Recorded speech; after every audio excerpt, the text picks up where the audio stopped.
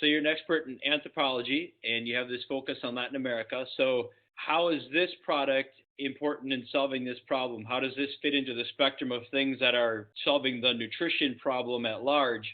What's the niche that this fits in?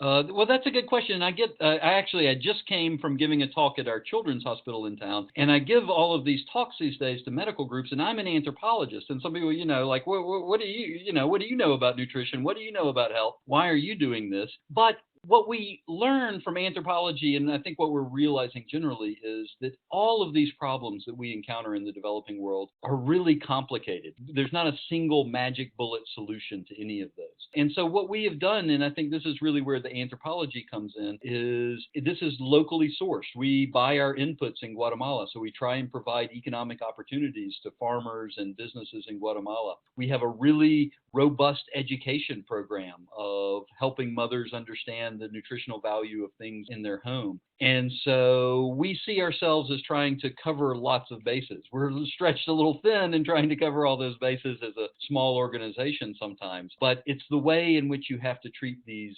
problems these days is look at them as a complete whole. We would love to put ourselves out of business. That's one thing about a social enterprise, right?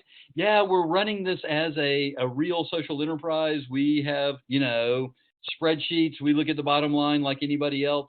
We try and be sustainable. We're not self-sustainable yet, but we're moving in that direction.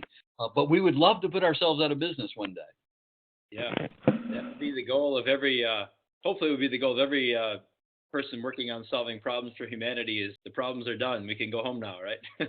Absolutely. That's right. so, But so sometimes we forget that. And I think it's important to keep saying it. And that's the reason I brought it up is because we can get into this. I can see it myself. I mean, my heart is in this product, right? It would be really hard for me to close up shop and just walk away. But I think I have to keep reminding myself that that's the goal.